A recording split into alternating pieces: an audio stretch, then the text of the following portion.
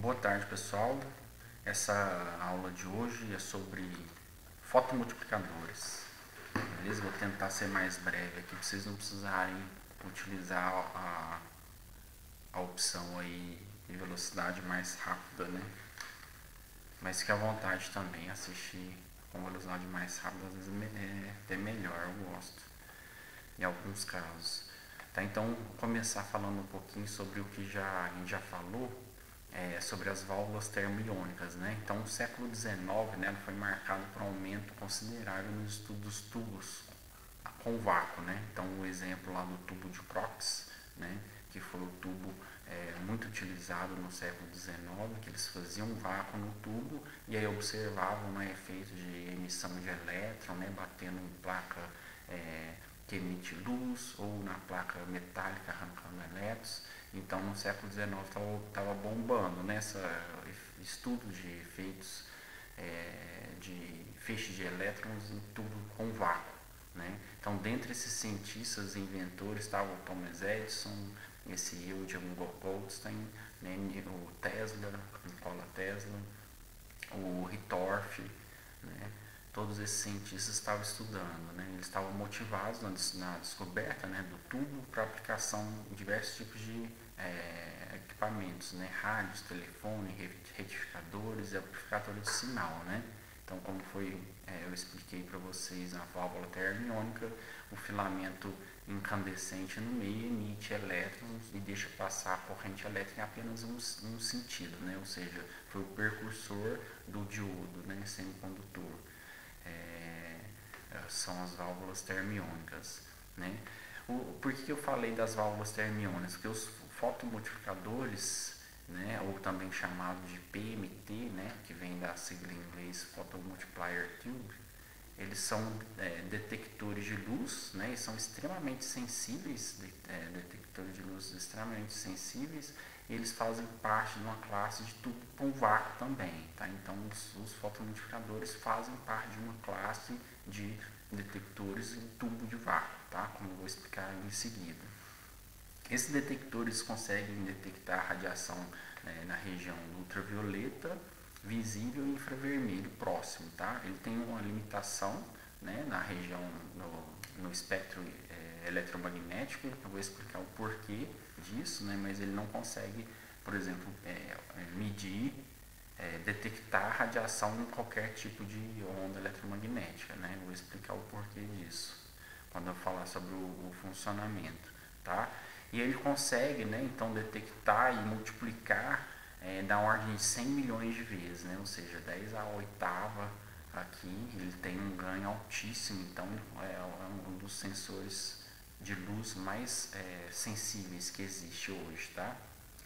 Então, as estruturas internas que ele faz para fazer esse tipo de aumento de ganho aqui somos chamados de dinodos, tá? Vai ficar mais claro quando eu mostrar a estrutura interna e mostrar como é o funcionamento, tá?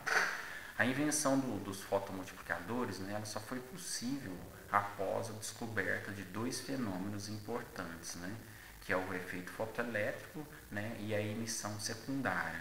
Aqui é importante eu colocar uma ênfase, enfatizar, porque o fotomultiplicador ele precisa do efeito fotoelétrico para funcionar, né, diferentemente do fotodiodo, né? O fotodiodo, como eu mostrei para vocês, é uma junção de semicondutor, né, e a luz, a onda eletromagnética gera um paraelétron-buraco, que é um efeito diferente do efeito fotoelétrico, né? Não é o efeito fotoelétrico propriamente dito, é bem diferente, tá?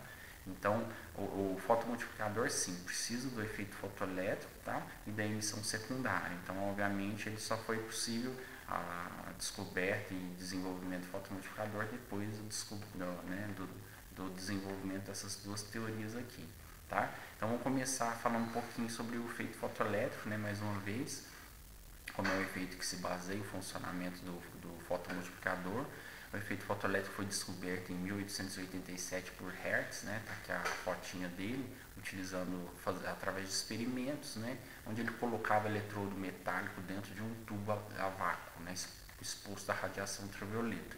Ele observava que essa radiação ultravioleta batia na placa com um tubo com vácuo, né, e aplicava diferente potencial entre os eletrodos e observava que passava uma corrente elétrica, né. Então foi a primeira evidência do efeito fotoelétrico, porém eles não conseguiam explicar, né, teoricamente por que acontecia isso. Então o efeito fotoelétrico ele nada mais é do que a emissão de elétrons, né, quando a onda eletromagnética incide sobre o metal, né. Então a ilustração está aqui, o elétron, o fóton, a onda eletromagnética bate no material e arranca o que a gente chama de fóton-elétrons, tá? Os elétrons são arrancados por causa dos fótons, tá? Então quem explicou esse fenômeno do efeito fotoelétrico foi Einstein, né, em 1905, tá? E o que ele fez foi postular que os elétrons podem receber energia, né, de campos eletromagnéticos somente em unidades discretas, né, ou quantas os fótons, que ele postulou como sendo a energia do fóton é igual à constante de Planck vezes a frequência dessa onda eletromagnética, né? E daí ele disse que somente os fótons com energia maior do que um determinado valor poderia arrancar um elétron com energia cinética K máximo, tá? Então esse K máximo é a energia cinética do elétron que vai ser arrancado, ou seja, ele precisa ser maior do que zero, né, para que o elétron consiga sair da placa, tá? Então não importa a intensidade da fonte luminosa, tá? O que importa aqui para o efeito fotoelétrico é a frequência da onda eletromagnética que vai incidir na placa, tá? Então a equaçãozinha é essa, o K máximo, né, que é a energia cinética do elétron que vai ser arrancado da placa, ele é igual à energia do fóton que vai emitir na placa menos W, tá? Onde esse W aqui é a energia mínima necessária para remover o elétron da superfície do material, tá? Ele também é chamado de função trabalho, né? E obviamente ele depende de material para material, né? Cada metal tem uma função trabalho diferente, tá? Geralmente ele é denotado por essa letra grega φ, tá? Às vezes é W, às vezes a maioria dos artigos, trabalhos utilizam a letra grega φ, tá? Então basicamente, relembrando o efeito fotoelétrico, aqui o fóton, ou a onda eletromagnética, bate na placa metálica que está dentro de um tubo com vácuo, tá? Existe uma diferença de potencial entre essas duas placas, tá? E aí os elétrons podem ser arrancados, ao ser arrancados eles vão ser acelerados por esse campo elétrico que está entre essas duas placas metálicas, tá? Então o que a gente pode variar ao fazer o experimento do efeito fotoelétrico? A gente pode variar duas coisas, a gente pode variar a diferença de potencial que é aplicada entre essas duas placas aqui e pode variar a frequência da luz incidente na placa, tá? Ao variar a diferença de potencial, existe um valor mínimo, tá? Que é esse V0 aqui, tá? E variando a frequência, também existe um valor de frequência mínima, tá? Que está associado aqui com a função trabalho, que depende de metal para metal, tá? Então, nesse gráfico aqui, só para que vocês possam ter uma ideia, eu tenho no eixo vertical a energia cinética do elétron, do fotoelétron, né? E em função da frequência da onda eletromagnética que vai atingir o metal, tá? Então, para que eu consiga arrancar um elétron, eu preciso de ter uma energia cinética maior do que zero, né? Então, olha só, para o metal 1 e metal 2, no caso genérico aqui, tá? Para que vocês possam enxergar que realmente cada material, metais distintos, possuem valores completamente diferentes, tá? Da função trabalho. Para que eu consiga arrancar um elétron no metal 1, olha só, eu preciso de uma frequência acima desse valor aqui, tá? Então, para frequências acima desse valor, eu consigo começar a arrancar elétrons dele, tá? E para esse outro tipo de metal, metal 2 aqui, eu preciso de uma frequência ainda maior, tá? Ou seja, uma energia maior, beleza? E aí depois dessa frequência em diante, a relação da energia cinética do elétron em função da frequência, dada uma diferença potencial fixa, né? Ou seja, o campo elétrico tem que estar fixo, constante nessas duas placas, eu tenho uma relação linear, tá? Prolongando essa reta, né, esse comportamento linear aqui para valores negativos da energia cinética, eu obtenho a função trabalho, né, que é expressa pela essa letra grega φ aqui, tá? Então, para um metal 1, eu preciso de uma função trabalho φ1, tá? Mostrado aqui nessa interseção do gráfico. Para um metal 2, eu preciso de um valor maior de φ, né? Com valores negativos aqui, porém um valor absoluto maior, tá? Esse φ aqui é o mesmo desse W, tá? Que é a função trabalho de cada material. Aqui, como exemplo, o zinco, né? O mesmo gráfico aqui da energia cinética, porém em função da diferença potencial em eletronvolts, tá?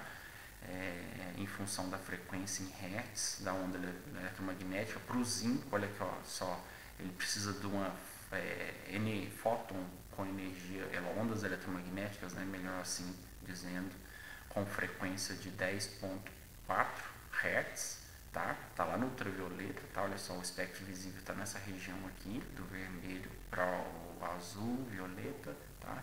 Então aqui o zinco, para arrancar um elétron do zinco eu preciso de onda ultravioleta, tá? E a função trabalho dele, ou seja, eu preciso aplicar um diferente potencial de menos 4.3 volts, tá? O sinal aqui, obviamente, né, o polo do metal acima de onde você vai arrancar os elétrons precisa ser positivo, né, para que você, quando arrancar o elétron consiga ser acelerado em direção ao polo positivo, né, ou seja, o elétron possui carga negativa, ele caminha no sentido oposto ao campo elétrico, né. Então, o gráfico da fotocorrente em função da diferença potencial aplicada entre essas placas, ela possui um comportamento sigmoidal, como a gente observa aqui, tá? Onde existe esse valor mínimo, e esse valor mínimo ele é característico diferente para cada material, tá? Onde cada metal possui um valor diferente, tá? Então tem essas duas combinações importantes, tá? Tanto da frequência mínima necessária para arrancar o elétron, quanto a diferença potencial também mínima necessária, tá? E a partir combinando esses dois valores, eu consigo aumentar a fotocorrente, né? A corrente devido aos fotoelétrons entre esses dois eletrodos aqui, de acordo com essa curva sigmoidal, tá? Então agora vamos falar sobre emissão secundária, né? A gente entendeu então como funciona, o que é o efeito fotoelétrico, como funciona, né? Que é um dos princípios necessários para entender o funcionamento dos fotomultiplicadores. E agora a gente precisa saber a emissão secundária, que é o segundo efeito físico importante para compreender o funcionamento dos fotomultiplicadores, né? Na física, a emissão secundária é um fenômeno, né, que ocorre quando uma fonte de partícula primária possui energia suficiente, né, suficientemente grande para que quando atingir a superfície ou passar por um determinado material, ela vai induzir a emissão de partículas secundárias, né? Então, como o próprio nome diz, né, essa emissão secundária, no caso aqui, se eu acelerar elétrons entre o cátodo e o anodo aqui, com uma velocidade, com energia cinética suficientemente grande, esse elétron, ao colidir com íons, né, ou moléculas que estiverem aqui no caminho, ele vai arrancar elétrons desse material e vai surgir um efeito chamado aqui também de efeito avalanche, né? Ou seja, um elétron vai arrancar outro, ou seja, vão formar dois elétrons, e esses elétrons, sendo acelerados pelo campo elétrico, vão colidindo e arrancando mais e mais elétrons, né? Então, olha só como esse desenho, essa ilustração mostra, um elétron no início pode dar origem a uma quantidade enorme de elétrons no final, tá? Então, esse o princípio da emissão secundária, tá? O primeiro documento sobre a emissão secundária em superfície foi feito por Rausch, tá? E colaboradores em 1902, tá? Após essa descoberta, muita pesquisa sobre emissão secundária em superfície foram desenvolvidas, tá? Para obtenção de um fator cada vez maior de multiplicação de elétrons, tá? Vou falar logo em seguida, obviamente depende da velocidade, né? Ou seja, da energia cinética do elétron, e depende também do material, né? Do que está aqui no meio para que o elétron consiga colidir e arrancar outros elétrons, né? Obviamente, existem materiais que vão ceder elétrons com mais facilidades e outros que vão ter maior dificuldade em ceder elétrons, tá? Então aqui ó, uma ilustração que eu achei muito interessante. Antigamente as telas, né, por exemplo, isso aqui é um osciloscópio, as telas de televisão, né, era um tubo de vácuo, né, um tubo de Crookes, e aí tinha um feixe de elétrons que bate na tela, e ao bater o feixe de elétrons na tela luminesce, né, que tem um material luminescente. Aqui no caso desse osciloscópio aqui é um fósforo, tá? O fósforo luminesce verde, então quando o feixe de elétrons bate nesse fósforo aqui, ele deixa essa linha verde, né? Que aí é assim que funcionava, né? Os tubos antigos, né? Aí no caso desse osciloscópio, o feixe de elétrons tem uma aceleração boa, o feixe está bonitinho, está retinho, a gente consegue enxergar, né? E aí o que acontece ao aumentar mais a velocidade dos elétrons que estão vindo acelerados, estão sendo acelerados e batendo nesse fósforo aqui? Olha só o que acontece. Aqui é um tubo, esse mesmo tubo aqui de cima é descalibrado, ou seja, com diferença de potencial grande, suficiente para que os elétrons tenham uma energia cinética grande e cause esses efeitos de emissão secundária, tá? Então aqui, o que está acontecendo? Os elétrons eles estão colidindo com elementos aqui na placa, tá? E gerando elétrons secundários, fazendo com que surja essa nuvem aqui ao redor do ponto principal, tá? Então a imagem normal seria essa aqui, né, onde o ponto que o feixe está batendo, ele está luminescendo, e aqui tem um efeito, né, de emissão secundária que está fazendo com que os elétrons secundários luminesçam uma região maior do que a necessária, né? Obviamente descalibrado, precisaria controlar a diferença de potencial entre os eletrodos desse tubo para diminuir esse efeito aqui, tá? Aí a quantidade de elétrons secundários, né, emitidos em função da energia de aceleração do elétron primário estão mostrados nesse gráfico aqui, tá? Então aqui ó, é a quantidade, o eixo vertical é a quantidade de elétrons denominado por essa letra grega sigma, tá? Então a quantidade de elétrons secundários que vão ser gerados em função, obviamente, da energia cinética, né? A energia de aceleração do elétron, né? Então, quanto maior a aceleração cinética, maior vai ser a quantidade de elétrons que vão ser gerados, né? Que vão ser emitidos, os elétrons secundários, né? Obviamente, como eu já falei, cada material possui uma curva característica, né? Então, observem aqui o silício, o óxido de silício são os pontos, tá? Aí eu coloquei uma reta tracejada aqui em vermelho, no 1, tá um pouquinho abaixo de 1, mas deveria estar aqui em 1. Para quê? Só para mostrar para vocês que a gente já tem esse efeito de emissão secundária, obviamente, somente acima do 1, né? Ou seja, o elétron vai arrancar mais do que vai emitir mais do que um elétron secundário, tá? Aí que esse efeito de emissão secundária passa a ser evidente, né, e suficientemente boa para que possa ser utilizada na aplicação da fabricação do fotomultiplicador, tá? Então observem que cada material tem uma curva característica, né, com inclinação diferente. Obviamente, materiais que possuem essa curva com a inclinação maior, melhor né, para a aplicação. Aqui alguns dos materiais mais utilizados, né, os que são mais comumente utilizados para emissão secundária.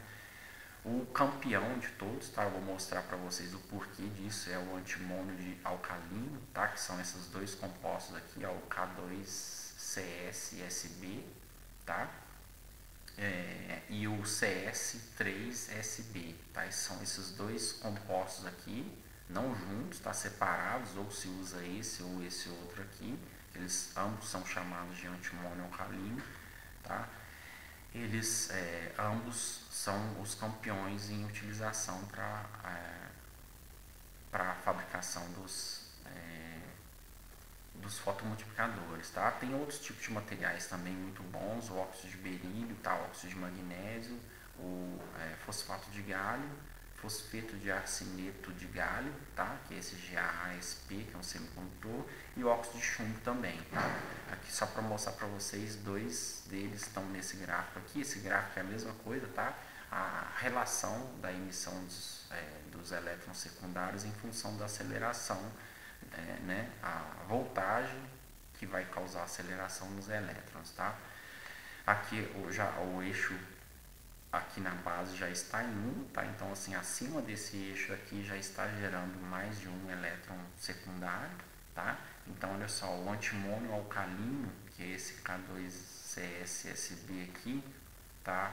É essa curva aqui, tá? Observem a quantidade de elétrons secundários que ela consegue gerar com apenas 100 volts de diferente potencial para acelerar os elétrons, tá?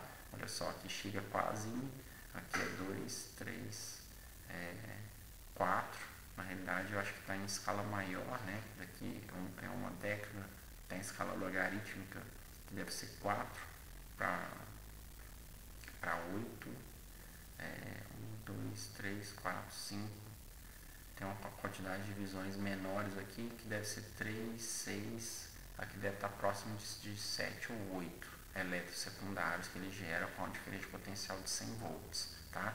Então observem que cada material possui, né, para um mesmo diferente potencial que vai acelerar os elétrons, possui uma quantidade de elétrons secundários diferente, né? Uns vão gerar mais elétrons secundários, outros vão gerar menos elétrons secundários, beleza? O fosfeto de galho aqui, tá? Que eu também deixei como em negrito aqui, também é outro campeão, né? Que tem essa curva extremamente inclinada aqui, tá? Com diferentes potenciais pequenas, consegue gerar uma quantidade muito grande de elétrons secundários, tá? E aí agora vamos falar um pouquinho da síntese, né? A propriedade e caracterização dos fotocatodos, né, de antimônio de alcalino, que são os melhores, né, para como fotoinjetores das próximas gerações, né. Esses fotocatodos, né, de antimônio de calino, eles incluem esses dois compostos aqui que eu já citei anteriormente, né. Eles têm sido considerados então os melhores candidatos, né, como fonte de elétrons secundários, utilizados em uma ampla gama de aplicações, tá, não só em fotomultiplicadores, tá, mas principalmente em fotomultiplicador, por ter também uma alta eficiência, proporciona aos fotomultiplicadores uma eficiência quântica extremamente alta, tá, uma baixa emitância, tá, que eu vou explicar, vocês vão entender o porquê é importante ter uma baixa emitância. Tem uma boa vida útil também, né? Ou seja, ele vive bem, né? Emitindo fótons, vocês podem imaginar, né? A primeira coisa que vem em mente é que quando o material emite elétrons secundários, uma hora ele vai degradando, ele vai perdendo elétron, uma hora ele vai deixar de viver, né? Deixa de ser o material, vai perdendo elétrons, ele vai se decompondo. Então é importante isso, né? Cada material vai sobreviver de uma forma diferente e esses alcalinos aqui têm uma vida útil extremamente alta, tá? Então, assim, o fotomultiplicador ele não é eterno, né? Assim como qualquer tipo de componente, elétron, optoeletrônico, eles têm as suas vidas úteis, né? Então é importante fazer com que essa vida útil seja grande, né? E ele proporciona isso, né? Uma ótima, alta vida útil a esses fotomultiplicadores são fabricados com ele, né? E uma rápida resposta também, que é outra propriedade muito importante, né? Que você quer ter uma detecção para ondas eletromagnéticas com um sinal baixo, né? Mas ao mesmo tempo você quer ter uma resposta rápida, né? Então aqui são dois gráficos mostrando que se utiliza para a fabricação dos fotocatodos, né? Acho que eu inverti os slides aqui porque eu estou falando de fotocatodo, mas até agora eu não expliquei, né, como que funciona, o que é um fotocatodo dentro de um fotomultiplicador, mas logo vai ficar claro, tá? O que eu estou falando para vocês agora é como se constrói o fotocatodo que está dentro do fotomultiplicador, tá? Então o fotocatodo geralmente ele é feito por deposição a vapor química, tá? Que é o CVD. Então eles vão depositando os elementos químicos, tá? Aqui no caso esse gráfico está mostrando aqui esse elemento e esse aqui o CS, tá? Em função da eficiência quântica, tá? Então, obviamente, com o passar do tempo de CVD, a espessura, né, em angstrom aqui, no caso, vai aumentando do material, e aumentar eu tenho uma resposta relativa à eficiência quântica desse meu fotocatodo, né? Obviamente se espera uma melhor eficiência, o objetivo é chegar na melhor eficiência quântica, né? Para que esse meu componente, que é o fotomultiplicador, tenha a eficiência quântica maior possível, tá? Então, existem vários estudos, né, mostrando como que a eficiência quântica varia em função tanto da espessura do fotocatodo, tá? Isso é muito importante, quanto em função do tempo de deposição também, tá? Esse outro gráfico aqui mostra o tempo de deposição dos materiais alcalinos aqui, que vai compor o fotocatodo, em função aqui no eixo vertical da fotocorrente, tá? É o que vai ser lido, na realidade, a corrente elétrica, tá? Então, diferentemente também do fotodiodo, o fotodiodo lá tem uma diferente potencial, também é corrente elétrica, né? No final das contas, o que se lê é corrente elétrica. Então, no caso aqui em nanoamperes, né? Para vários tempos de deposição desses materiais alcalinos, né? Eu tenho curvas que se comportam de maneiras diferentes, e aí eles vão estudando. Esse aqui eu retirei de um artigo que mostra esse estudo, né, de crescimento dos fotocatodos para aplicação em construção de fotomultiplicadores, tá? Isso aqui só para vocês terem uma ideia, tá? Como que se faz o estudo para poder construir o fotocatodo do fotomultiplicador. Mas o que é o fotocatodo? Aqui eu acho que vai ficar mais claro, que eu acabei invertendo a ordem dos slides aqui. O fotocatodo é essa películazinha aqui, tá? Então, o fóton, o que vai acontecer? Isso aqui é um fotomultiplicador, tá? O funcionamento dele, então, é isso aqui. Um fóton, né, tá vindo, ele vai incidir nesse fotocatodo, que é essa película bem fininha aqui, tá? Daqueles materiais que eu citei anteriormente, tá? Os materiais alcalinos mais utilizados. Aí, por efeito fotoelétrico, um fóton vai ser arrancado desse material do fotocatodo, tá? E esse elétron, a partir do momento que ele é arrancado, ele vai ser acelerado para um diferente potencial, tá? Para um campo elétrico que vai ser aplicado nos dinodos, tá? Os dinodos são esses componentes aqui, tá? Ao ser acelerado, diferentes potenciais são grandes, tá? Olha só, aqui em torno de 300 a 1500 volts, aí obviamente depende do material, tanto do fotocatodo quanto dos dinodos, tá? O material do dinodo é importante porque está relacionado com a geração dos elétrons secundários, né? Então, quando esse elétron for acelerado para o primeiro dinodo, aí ele vai bater no primeiro dinodo, por emissão secundária ele vai gerar 2 elétrons ou mais, né? Não necessariamente 2, vocês viram lá o gráfico, pode ser 10, né? Às vezes até mais de 10, dependendo do material e da aceleração, tá? E assim por diante, tá? Vai formar um efeito cascata, um efeito avalanche, onde um elétron gera mais elétrons, que vai para o segundo dinodo, que vai gerar mais elétrons, vai para o terceiro dinodo e assim por diante. O que vai acontecer? Dependendo do número de dinodos, dependendo da voltagem aplicada entre os dinodos, que vai causar a aceleração do elétron, né, que vai determinar a quantidade de elétrons secundários emitidos, eu vou ter que no final, no último anodo, uma corrente elétrica significativamente alta para que eu possa ler, né? Então eu consigo, por exemplo, detectar apenas um fóton, né? Eu consigo ler esse sinal aqui com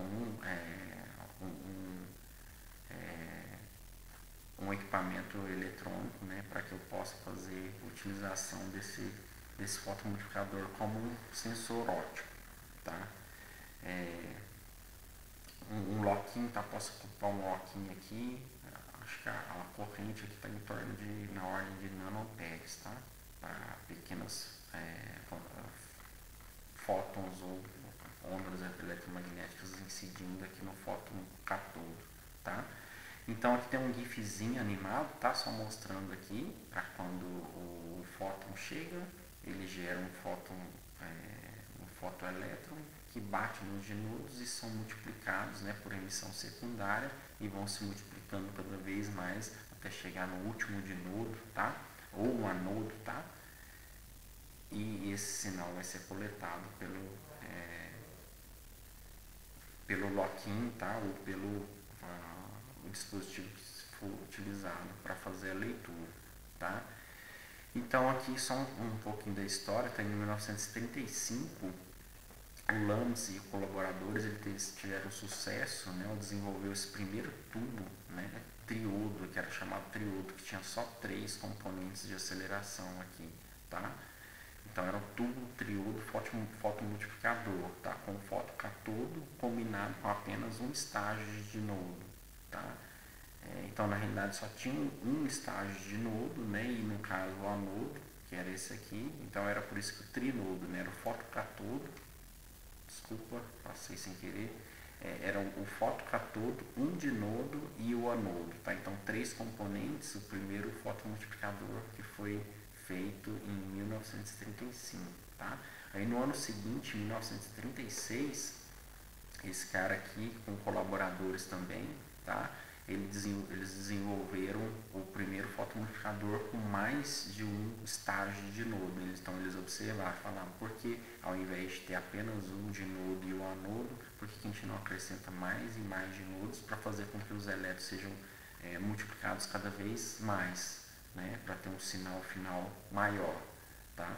Então, 1936, tá, que foi o primeiro desenvolvimento do primeiro fotomultiplicador, como eles são utilizados até hoje, tá? Com vários estágios de nodos, tá? Aqui são umas imagens para que vocês possam enxergar, né, do que eu estou falando, dos fotomultiplicadores, né? Então esse aqui é um fotomultiplicador antigo, tá? Ele é bem grandinho. Hoje em dia os fotomultiplicadores, eu vou mostrar em seguida, são pequenos, né, compactos, tá? Existem diversos tipos. Aqui são os conectores de cada dinodo, tá? Então, para aplicar diferente potencial entre os dinodos, tem que saber essas pinagens aqui para que eu possa aplicar diferente potencial neles, tá? Obviamente isso aqui é um vidro, né? E onde tem vácuo lá dentro. Aqui é uma imagem ampliada dessa região aqui, onde a gente pode enxergar os dinodos, tá? Existem diferentes tipos de dinodo, tá? Geometrias de dinodo que eu vou mostrar logo mais em seguida para vocês, tá? Cada um com uma característica bem específica. Tá? Esse aqui é o dinodo meio cilíndrico, semicilíndrico aqui, tá? Que é um dos mais utilizados. Uma curiosidade aqui que também me deixou bem, eu achei bastante interessante, por isso inclusive eu trouxe para colocar aqui na apresentação, que eu já utilizei produtos dessa empresa aqui, tá? A empresa japonesa, né, a Hamamatsu Photonics, ela também é conhecida como Hamamatsu somente, tá? Ela surgiu na década de 50, tá? Em 1950, como líder no setor de fotomultiplicadores. A Hamamatsu, na tradição de fotomultiplicadores, publicou seu próprio manual, tá? Esse manual está disponível gratuitamente no site da empresa, essa referência aqui, tá? Depois, se vocês quiserem, eu passo, eu baixei o PDF dela, tá? Esse manual é extremamente completo, explica com todos os detalhes. Assim, o que é mais interessante é que por eles serem uma empresa que fabrica, não se espera que eles disponibilizassem, né, um documento com tamanho, quantidade de detalhes, tá? Até na fabricação, na construção dos dispositivos, eles falam tudo. Uma coisa assim que eu fiquei chocado, e a maior parte dos materiais que eu utilizei para a fabricação dessa aula, eu utilizei essa referência aqui, tá? Que assim, é bem completa, eles falam tudo sem esconder nada. Tá? Essa Hamamatsu, ela usa designação diferente para a formulação de fotocatodos, né, particular, introduz modificações nessas designações com base na pesquisa e desenvolvimento de propriedade da Hamamatsu, obviamente com uma empresa líder, né, no setor de fabricação e desenvolvimento de fotomultiplicadores. Eles possuem uma quantidade enorme de cientistas pesquisadores que trabalham o tempo todo modificando, né, a quantidade de nodos, diferente potencial, Isso aí só é feito, a gente só consegue saber a eficiência e melhoria dos dispositivos com pesquisa, né? Então, assim, eles possuem uma quantidade de cientistas bem grande. Essa aqui é a sede da Hamamatsu no Japão, uma empresa extremamente grande, é líder nesse setor de detecção por fotomodificadores. Eles não possuem somente fotomodificadores, tá? Se você entrar no site deles, vocês vão ver o logo deles, esse aqui, ó, Hamamatsu Photon is our business.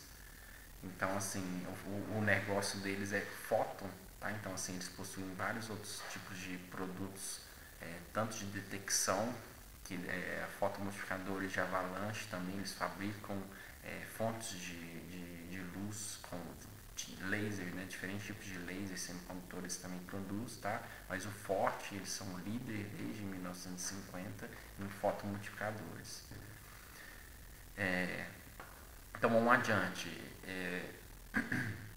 Aqui a gente tem a imagem os fotomultiplicadores mais atuais, tá, utilizados, só para vocês terem ideia aqui, a dimensão desses fotomultiplicadores aqui, isso aqui é em torno de 5 centímetros, tá, esse comprimento aqui, tá, esse diâmetro dos tubos aqui, desses, por exemplo, em média, esse aqui, por exemplo, em torno de 1 a 2 centímetros, tá, de diâmetro, então são extremamente pequenos os fotomultiplicadores atuais, tá. Então, tem vários tipos de fotomultiplicadores. Esse aqui é o head-on type, tá? Então, esses tubos fotomultiplicadores são amplamente divididos em dois tipos, basicamente. Um tipo é o lateral e o frontal, tá? E esse aqui que eu estou mostrando para vocês é o frontal, tá? Também chamado aqui em inglês head-on type, tá? Então, esse tipo frontal, ele é chamado de head-on type porque ele recebe a luz incidente através da extremidade do vidro, né? Então, como vocês puderam perceber aqui pela imagem, já deixa bem claro, a luz vai ser, o fotocatodo está nessa superfície interna aqui, tá? Então, ele possui um fotocatodo de modo de transmissão, tá, depositado diretamente na superfície interna da janela de entrada da luz e proporciona melhor uniformidade espacial do que o outro tipo que eu vou mostrar no próximo slide, que é o side-on, tá? Que utiliza um fotocatodo que opera no modo de reflexão, tá? Esse tipo frontal aqui também apresenta uma variedade de áreas, tá? Então tem área grande, tem área pequenininha, depende da aplicação. Tá? Varia de algumas dezenas de milímetros quadrados a várias centenas de centímetros quadrados, tá? Então, assim, obviamente eles conseguem manipular o tamanho dessa janela óptica aqui, obviamente dependendo do tipo da aplicação que vai ser feita, tá? Então, o importante desse tipo head-on type aqui é que o fotocatodo é depositado, obviamente, na parte interna do vidro aqui, né, do tubo,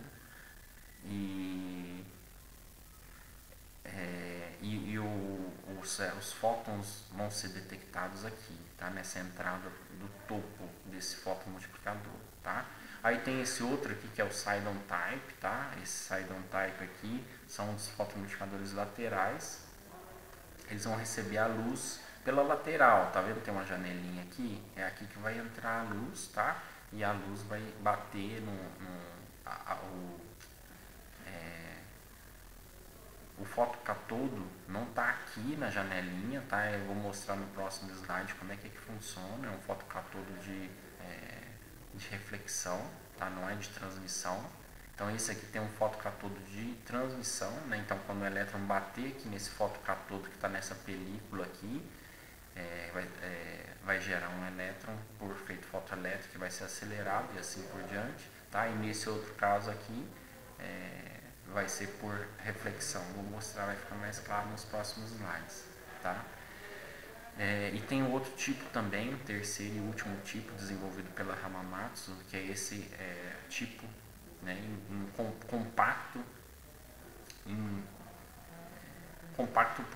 pacote de metal, né? Então está compactado, são bem pequenininhos, tá? Esses tubos fotomultiplicadores aqui de pacote de material de metal, né? Eles incorporam multiplicador de elétrons exclusivo chamado de dinodo, né, de canal de metal, que oferece resposta de alta velocidade e permite um desenho compacto e com múltiplos anodos, tá? Então é bem diferente dos demais, né, porque possui uma quantidade de anodos diferentes, múltiplos de anodos, tá? Então aqui só para que vocês tenham uma ideia, né, do funcionamento do head-on type, é aquela mesma imagem que eu tinha mostrado anteriormente. Tenho aqui o fotocatodo, está na superfície interna do vidro, ele é transmissível, né? Então o fóton vai aqui bater nesse fotocatodo aqui, vai arrancar um elétron que vai ser acelerado e vai gerar aquela reação em cadeia, tá? E já no side-on type aqui, o fóton ele vai entrar por essa janelinha lateral, tá? E aí ele vai, aqui que está o fotocatodo, tá? Esse elemento zero aqui é o fotocatodo, e o fotocatodo aqui no caso então é reflexivo, porque o fóton vai bater aqui e vai arrancar um elétron, né? Como se estivesse refletindo, né? Do metal do fotocatodo, beleza? E aí as geometrias, como vocês puderam observar, existe uma quantidade enorme de geometria, tá? No caso essa geometria aqui é bem maluca, olha só, o elétron arrancado aqui por efeito fotoelétrico vai para esse primeiro dinodo aqui e assim por diante. Ó, existem dinodos semicirculares e dinodos retos, né? E assim por diante, ele vai sendo refletidos e multiplicados até chegar no estágio final aqui, que é esse componente 10 aqui, de número 10, tá? E aí os tipos de disposição, né, como eu já falei, variam bastante, né? Como vocês podem ver aqui tem 4 tipos diferentes, tá? Só para mostrar para vocês de maneira bem breve, tá? Esse primeiro aqui, o circular, que é aquele maluco lá, ele pode estar disposto de duas formas diferentes, tá? No type on, que é esse aqui, tá? Onde a luz entra pelo topo, e no side on também, esse aqui, tá? Então ele possui uma vantagem em relação à grande compactação, né? Devido aos dinodos estarem bem compactos. Aí ele pode ser utilizado em todos os tipos de tubo, tá? Tanto no head-on quanto no side-on. Essa montagem também influencia uma resposta rápida, né? Por os dinodos estarem bem compactos ali, a resposta desse tipo circular aqui é bem rápida, tá? Aí tem esse outro tipo aqui, que é aquele desenho que eu mostrei primeiro, né? Ele só é colocado no tipo head-on, tá? Ele possui uma eficiência superior, né, para coletar os fotoelétrons. Então, quando geram os fotoelétrons aqui no fotocatodo, a eficiência dele é extremamente alta para coletar esses fotoelétrons, né? Obviamente, nem todos os fotoelétrons gerados aqui são coletados, né? Eu vou explicar logo em seguida por quê. Tá? E essa montagem ela oferece uma alta eficiência de detecção e boa uniformidade, tá? Aí seguindo aqui tem esse outro tipo aqui, mudando um pouco a geometria dos dinodos, tá? Esse tipo de montagem é semelhante a esse outro aqui, tá? Ele é utilizado no head-on também, tá? A luz então entra pelo topo aqui do tubo, tá? Tubo cilíndrico. Essa montagem também oferece uma eficiência de detecção alta e tempo de resposta rápido também, beleza? Tem esse outro tipo aqui bem maluco, tá? Que é esse Venetian Blind Type aqui. Esse tipo de montagem cria um campo elétrico que coleta facilmente os fotoelétrons, tá? E é utilizado principalmente no tubo head-on com fotocatodos de grande diâmetro, tá? Então os fotocatodos têm um diâmetro extremamente grandes aqui. Eles utilizam geralmente esse tipo Venetian aqui, que é tipo uma quantidade enorme de dinodos, só que são dispostos dessa forma aqui, tá? É um outro tipo de geometria. Aí tem o mesh, tá? O tipo mesh, que são as gradezinhas, tá? Então esse tipo de montagem aqui possui uma alta imunidade a campos magnéticos externos, tá? Então, portanto, essa montagem é recomendada para utilização e detecção de ambientes com campo magnético intenso, tá? Então, assim, só para... Você já deve ter vindo em mente de vocês aí, né? Pensando nesse tipo de montagem aqui, por exemplo, nesse ou nesse outro aqui, ou nesse box N-grid aqui. Vocês podem imaginar que se eu for detectar luz em um experimento, em uma região, em um ambiente que eu tenho um campo magnético intenso, ou até mesmo um campo magnético terrestre, eu faço com que os elétrons curvem, né? Então, ou seja, quando os elétrons se curvam, eu vou estar desviando eles do alvo principal, e aí eu vou ter perda do sinal, né? Então isso não é legal. Aí para isso que eles desenvolveram esses outros tipos de disposição dos dinodos para evitar a influência externa do campo magnético, tá? Então geralmente eles utilizam um campo magnético interno dentro dele, tá? Por ímãs, mas ímãs ou eletroímãs, mas o importante é blindar, né, a funcionamento de campo eletromagnético externo, tá? E esse tipo aqui de mesh, ele é muito bom para isso. Então se for utilizar em um experimento que tem um campo magnético externo alto, esse aqui é muito bom, tá? Esse mesh time. Tem esse outro aqui também, que é o microchannel, tá? Que é utilizado lá no encapsulamento por metal, tá? Ele possui 1 milímetro de espessura, possui tempo de resposta extremamente baixo, porque ele é muito pequeno, né? Então assim, o tempo de resposta dele é extremamente alto. Essa montagem também assegura um ganho estável na presença do campo magnético externo, né? Então pode ser utilizado em presença do campo magnético.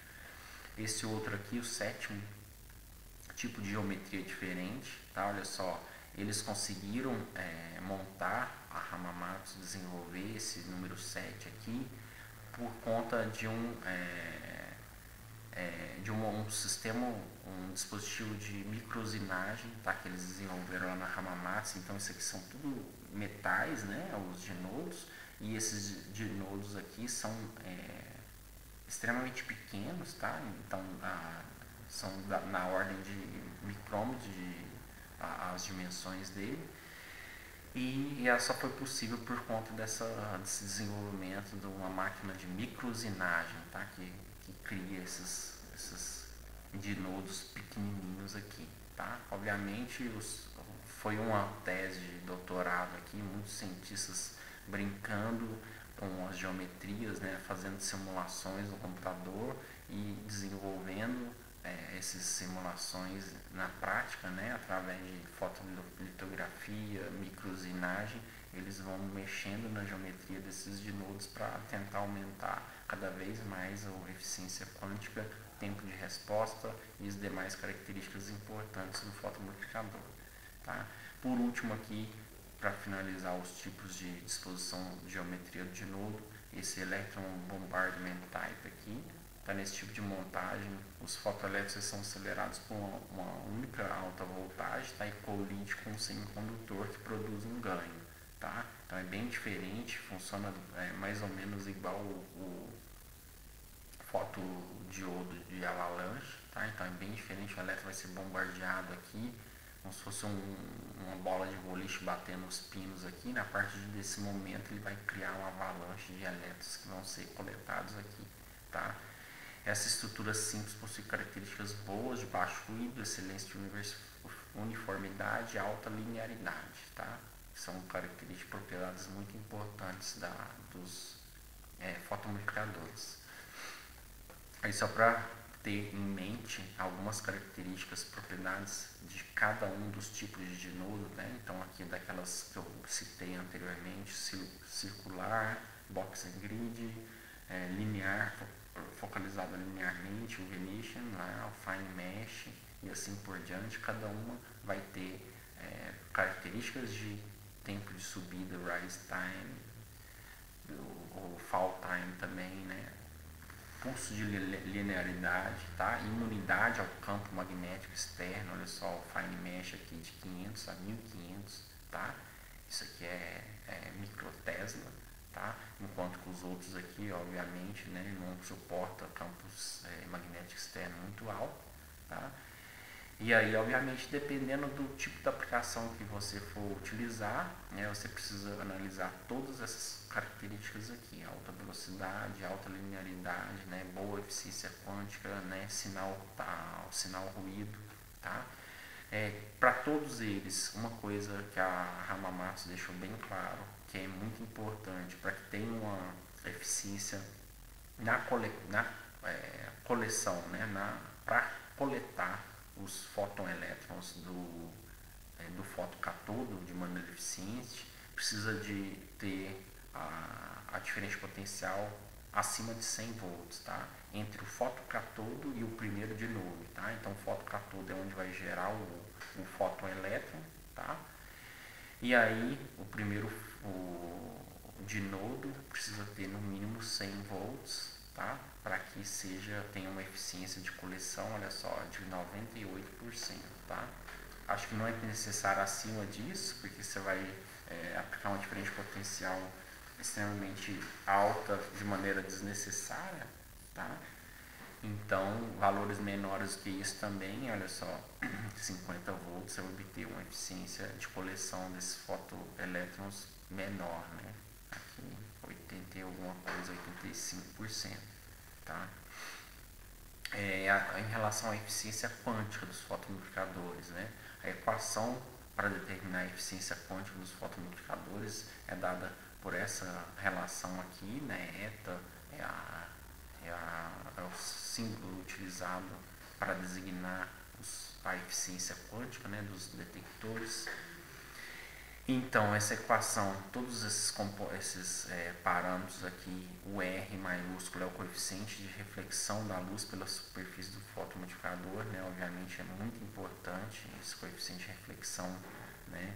Para minimizar a luz refletida na superfície, né? Obviamente para que a luz entre e bata no fotocatodo para gerar o fotoelétron, tá? O K é o coeficiente de absorção dos fótons incidentes no fotocatodo, tá? Então, ou seja, o coeficiente de absorção do fotocatodo também é importante, né?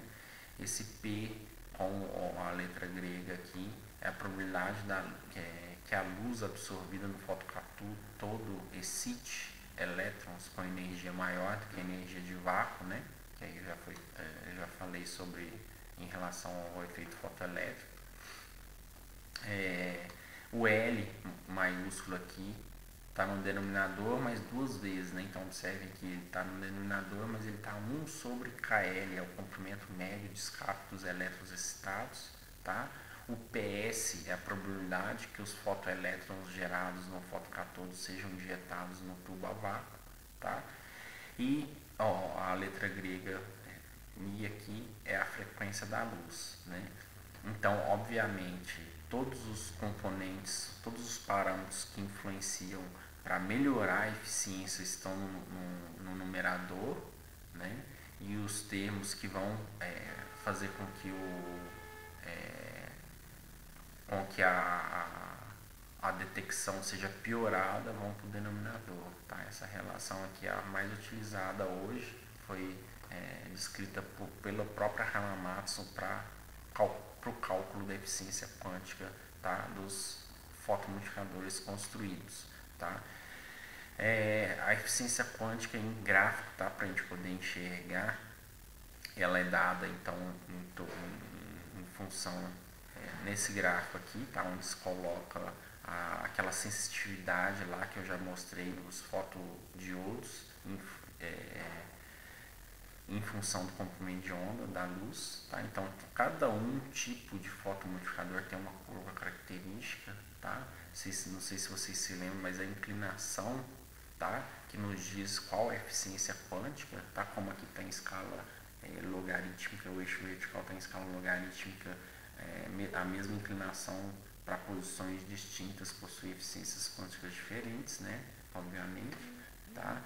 E cada curva dessa representa um tipo de fotomultiplicador diferente, tá? Elas são representadas aqui no caso da Hamamatsu por letras, né? Números e letras, onde existe uma tabelinha que aí na hora de comprar, dependendo da aplicação que você vai utilizar, você vai ir na tabela ver, né?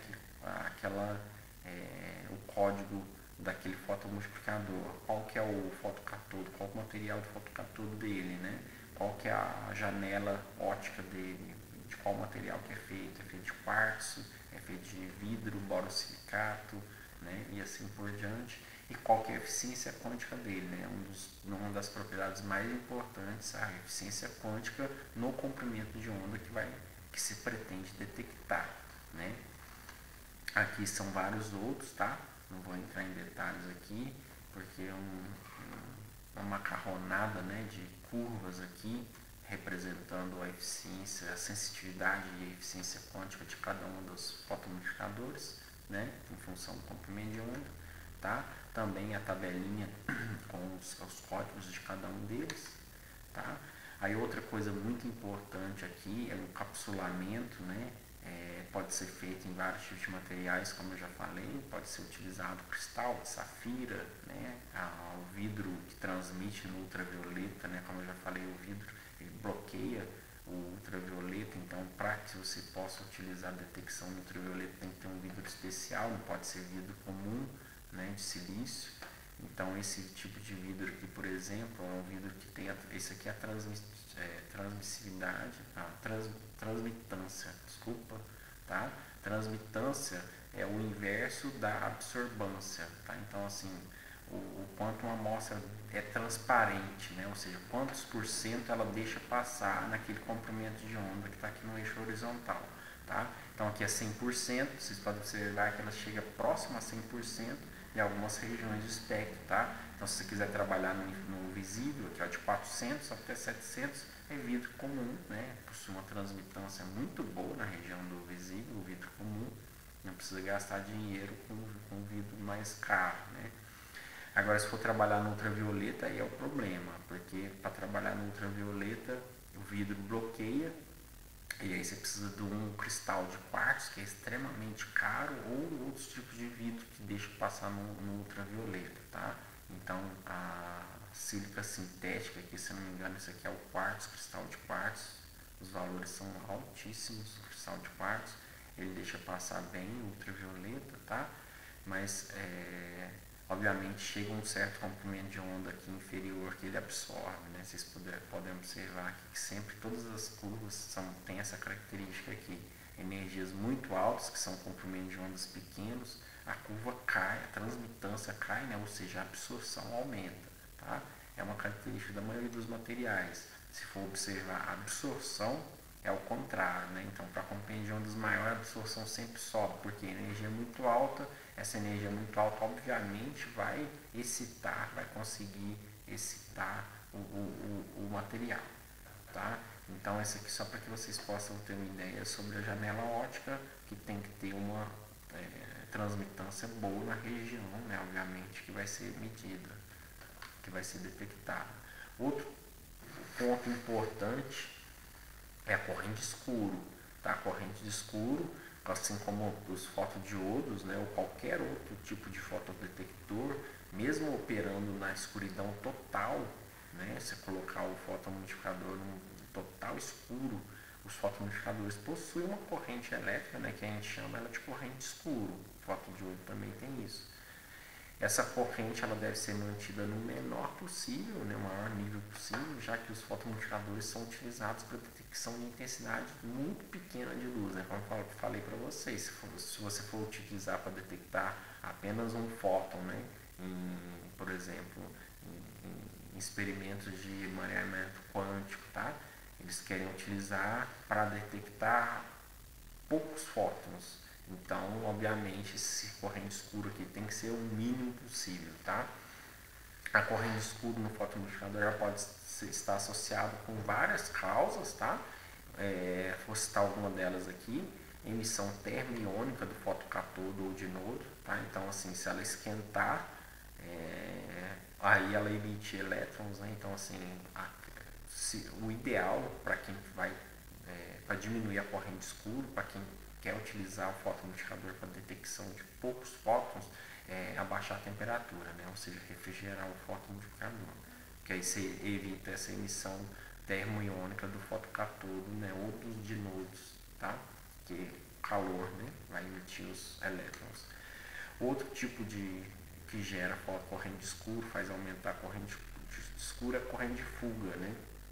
Ou corrente parasita entre o anodo e outros eletrodos dentro do tubo, tá? Ou entre o pino do anodo e outros pinos do tubo abaixo, tá? Então, corrente parasita também pode ser um tipo de uma corrente muito pequena, né? Assim, a gente está falando aqui de, sei lá, de nanoamperes, mas nanoamperes já é o sinal final que você deveria estar enxergando um fóton, então não pode ter tipo de corrente nenhuma extra, né?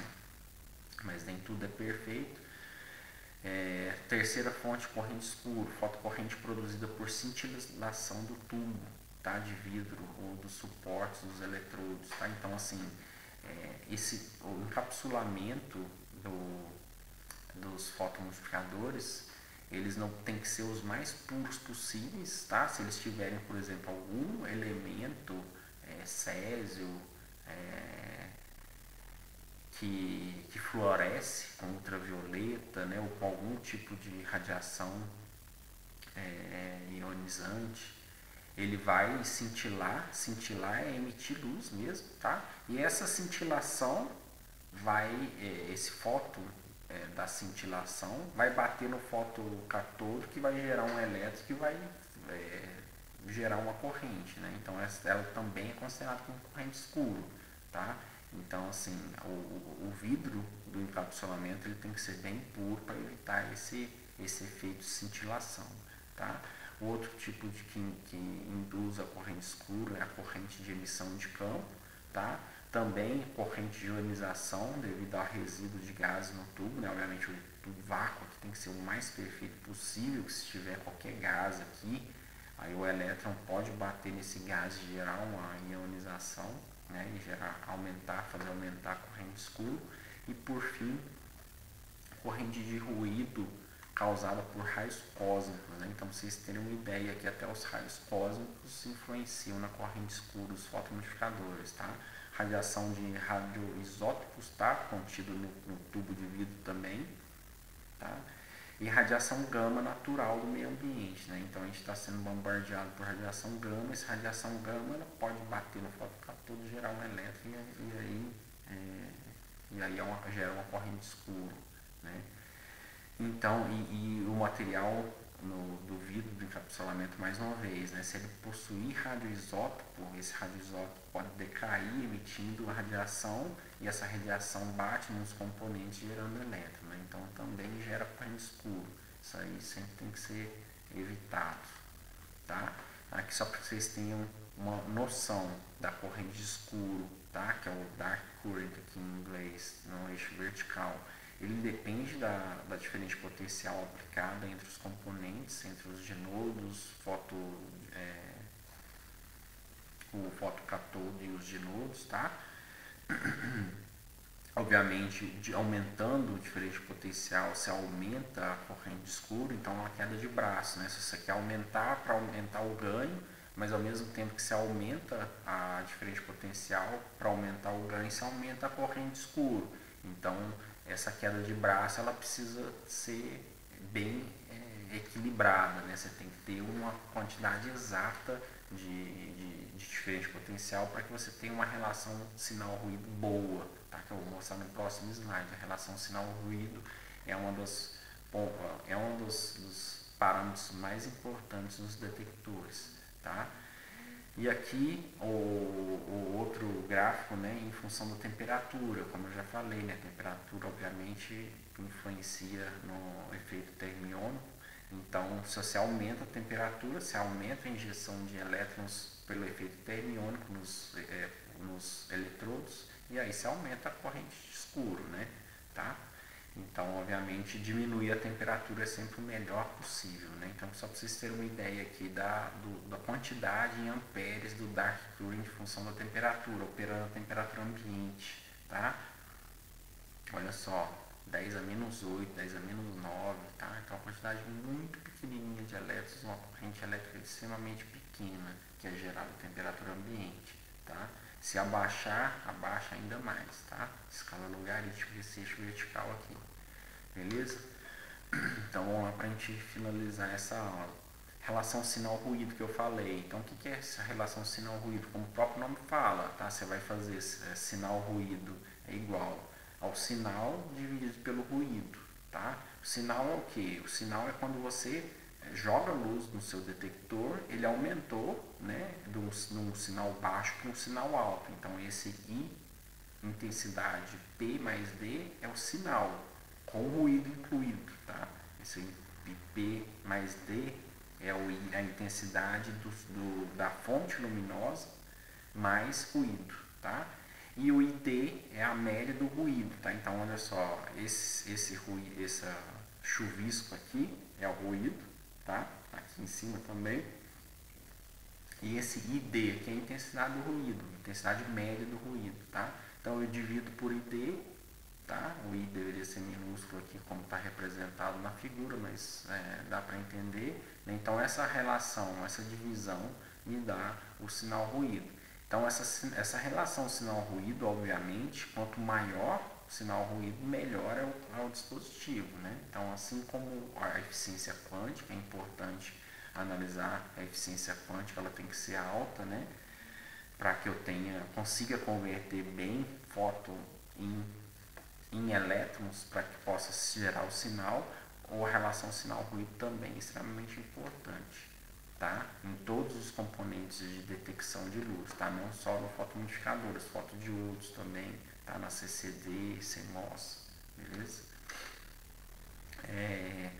Aí, agora você quer comprar um fotomultiplicador para alguma aplicação. Aí tem dois tipos que você pode comprar ele, tá? Não só da Hamamatsu, né? Tem várias outras fabricantes. A Hamamatsu é só a líder e, obviamente, os que produzem os melhores fotomultiplicadores. Você pode comprar ele em forma de tubo ou de módulo, tá? Se você comprar ele em forma de tubo, você vai ter que aplicar diferente potencial.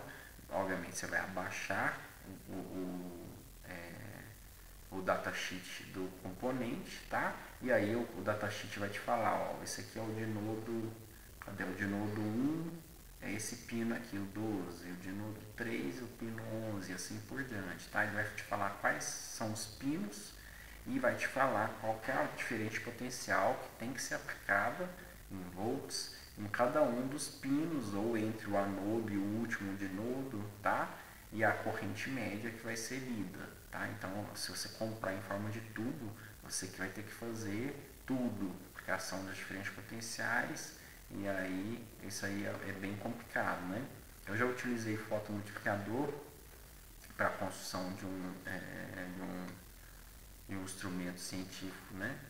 No meu doutorado para espalhamento de luz, e eu utilizei o fotomultiplicador. Obviamente eu não comprei esse aqui, aí o outro modo de comprar é esse outro aqui, em forma de módulo, tá? Em forma de módulo é muito simples, facilita a vida do usuário, né? Porque ele já vende, o fotomultiplicador está aqui dentro dessa caixinha preta aqui, tá? Essa aqui é um head-on type aqui, tá?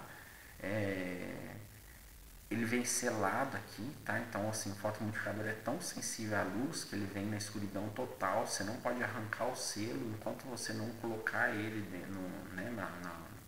onde você vai aplicar. Ele não pode ficar exposto à luz, obviamente, que a luz vai arrancar elétrons do fotocatodo e aí vai diminuir a vida útil dele, tá? Então, assim, fotomultiplicadores são utilizados sempre para detecção de luz pequeniníssima, tá? Intensidades muito pequenas. No caso, quando eu utilizei, eu estava detectando luz de espalhamento, tá? Luz de espalhamento em intensidade muito, muito baixa. E eu, obviamente, se a intensidade do espalhamento for alta, né? No caso de algumas amostras tinham espalhamento alto, eu colocava filtro de intensidade para diminuir, né, a intensidade e não deteriorar, aumentar mais a vida útil do fotomultiplicador, né? Ou seja, diminuir a intensidade, porque ele não foi feito para trabalhar enxergando alta intensidade, ele foi feito para enxergar pouquíssima intensidade de luz, tá?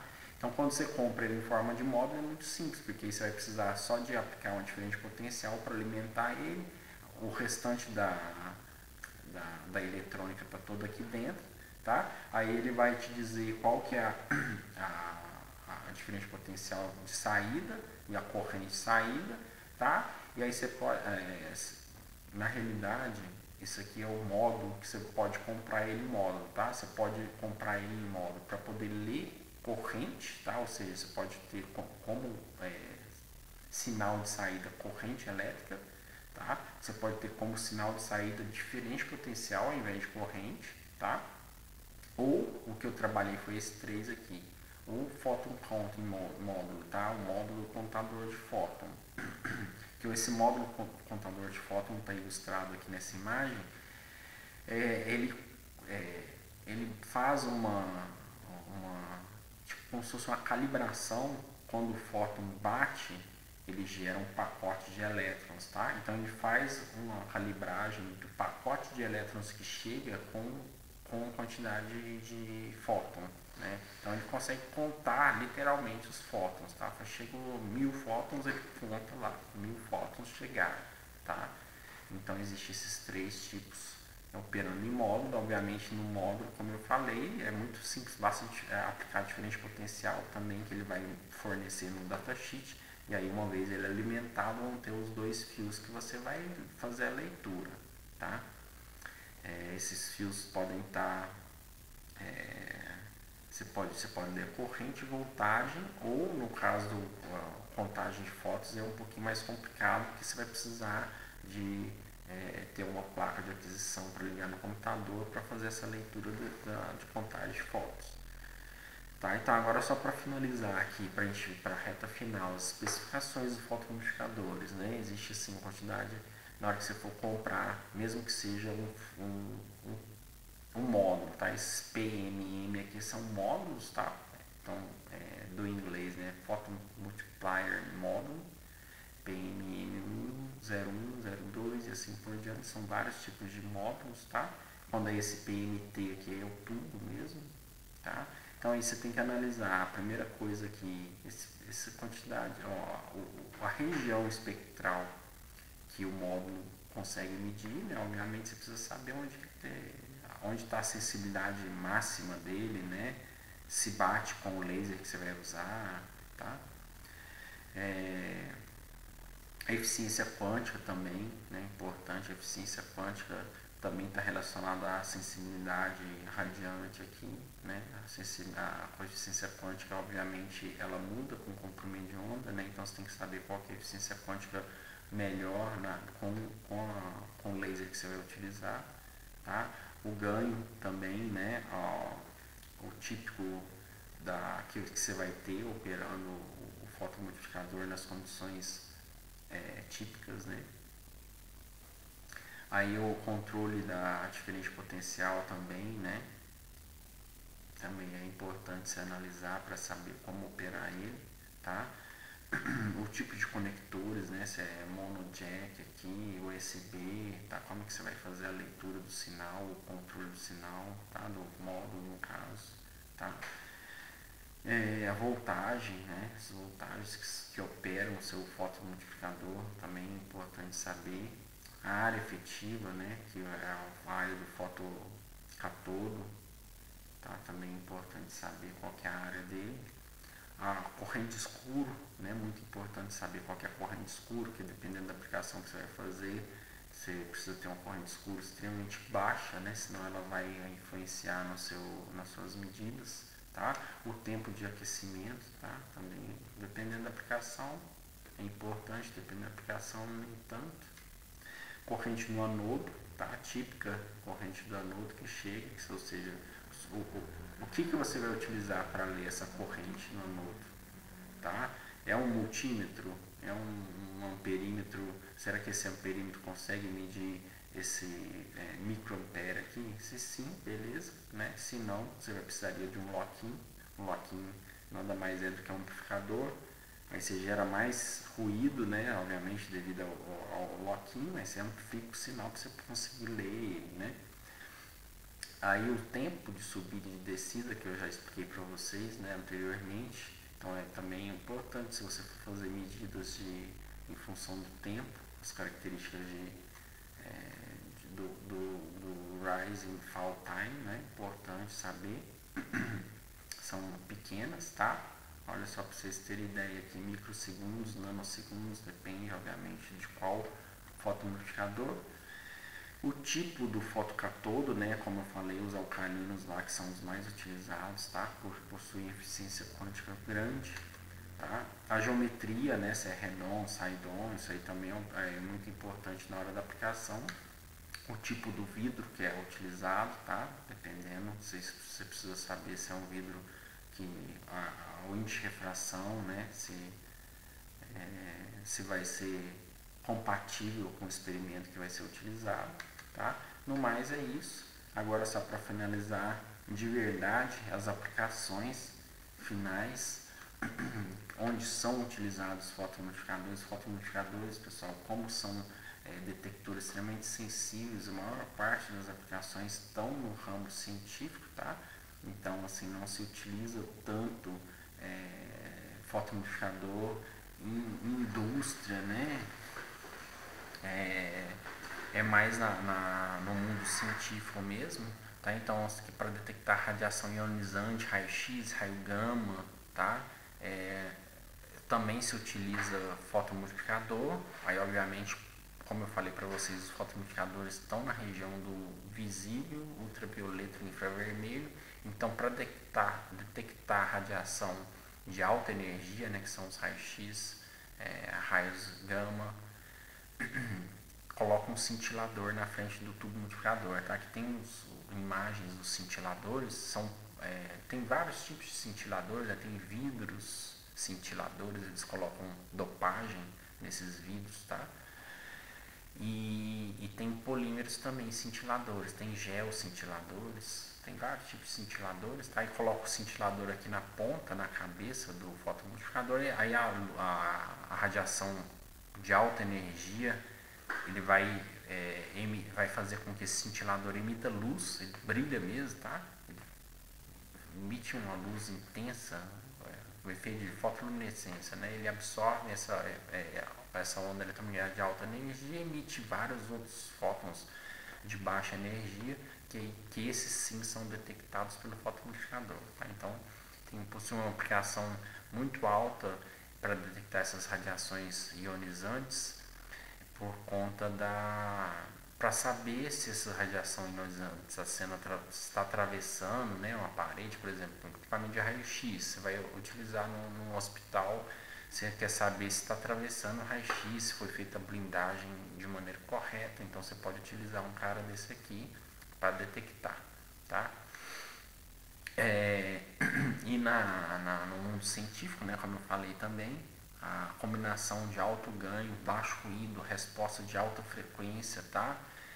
Ou, né, de maneira equivalente, a resposta ultra rápida, grande área de coleta, manteve os fotomultiplicadores em um lugar essencial na espectroscopia de baixo nível de luz, tá? Ou seja, na microscopia confocal, espectroscopia Raman, espectroscopia de fluorescência, espectroscopia nuclear e de partículas, tá? Partículas de campos. Na área de astronomia também, tá? Diagnóstico médico, incluindo exame de sangue, imagens médicas, digitalização de filmes, tá? Interferência de radar e scanner de imagem de ponta, conhecido como scanner de tambor, tá? Tudo isso também são aplicações dos fotomultiplicadores, tá? Elementos da tecnologia fotomultiplicadora, quando integrados de forma diferente, são a base dos dispositivos de visão noturna também, para detectar radiação infravermelha com intensidade muito pequenininha, né? E pesquisas que analisam o espalhamento de luz, né? Como as que eu trabalhei, que eu já falei para vocês, que o Raman também, né? A espectroscopia Raman é um tipo de espalhamento de luz, porém intensidade ainda mais baixa, né? Como estudo de polímeros em solução, tá? Então, geralmente se utiliza um laser e um fotomultiplicador para coletar os dados da luz espalhada, tá? Então, aqui a gente finaliza essa aula, tá? E a próxima aula a gente vai falar sobre processamento de imagens, beleza? Então, pessoal, bom final de semana para vocês, bom resto de semana, final de semana, e nos vemos na próxima aula. Até mais.